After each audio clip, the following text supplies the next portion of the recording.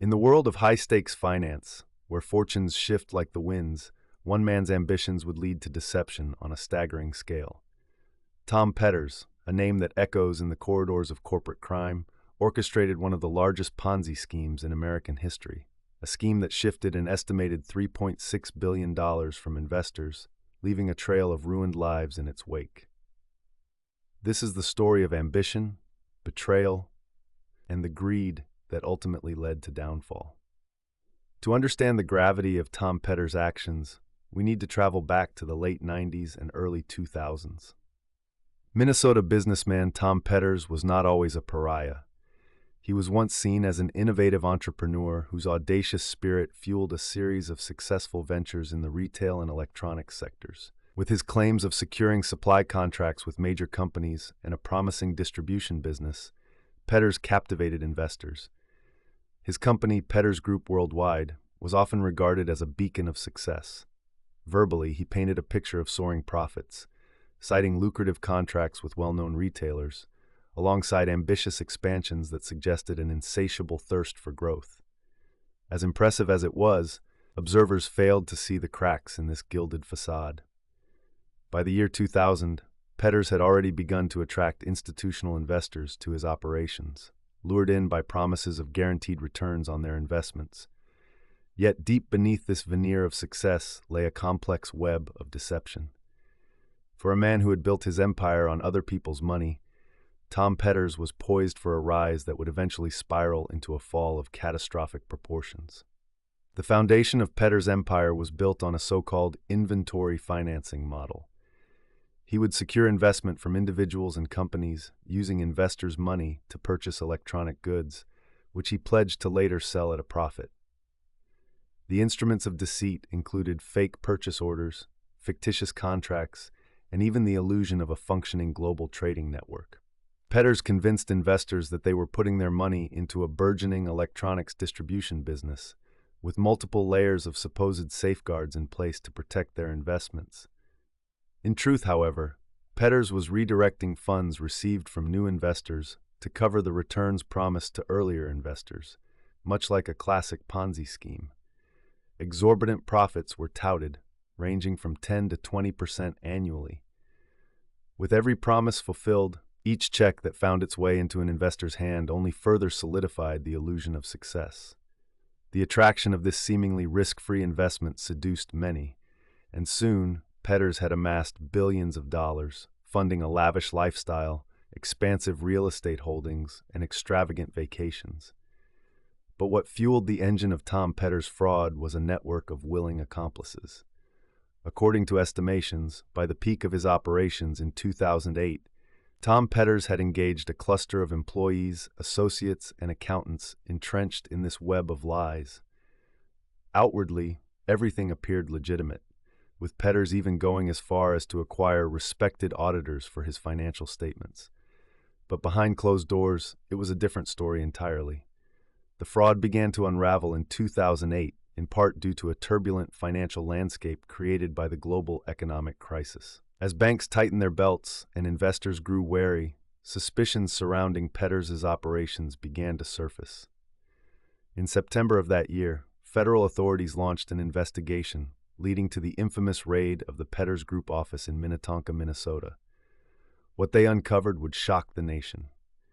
Documented through a painstaking forensic analysis, the scale of the scheme was laid bare. Prosecutors alleged that for years, Petters had engaged in a multi-tiered deception, fabricating not only contracts but also documents that purported to show his success. Investors, who had once believed they were untouchable, suddenly found themselves faced with the grievous truth.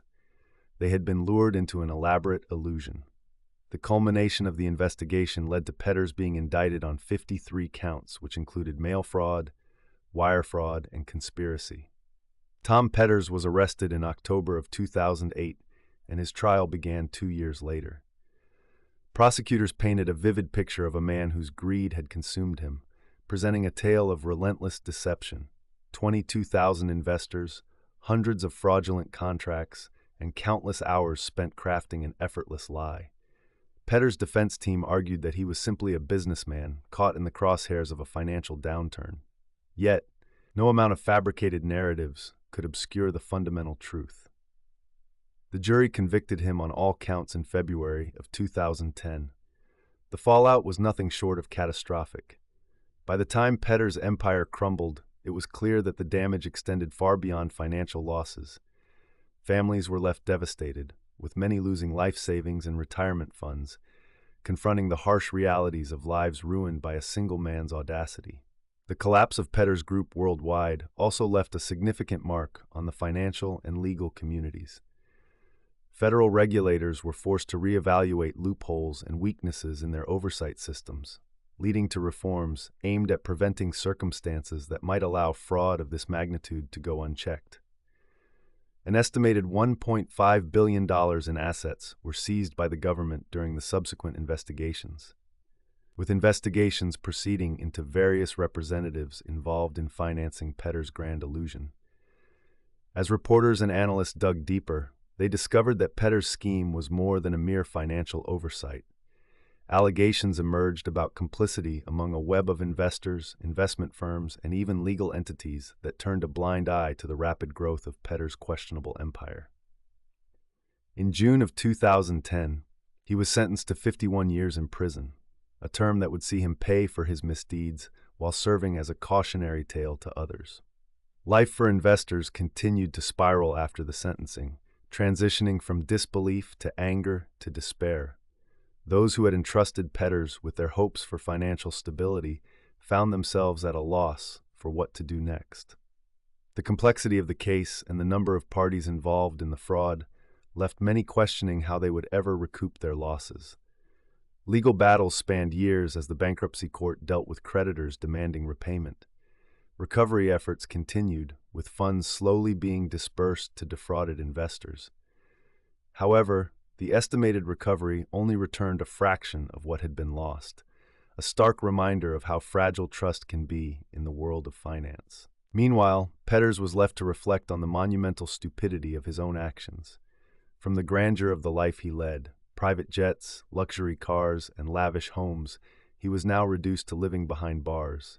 His empire turned to ashes. In the end, Petters became a symbol of corporate malfeasance, a lesson in the devastating impact of unchecked ambition. While Tom Petters was convicted and sentenced, the shadow of his actions stretches longer, serving as a somber reminder of how a facade of success can mask a hollow truth.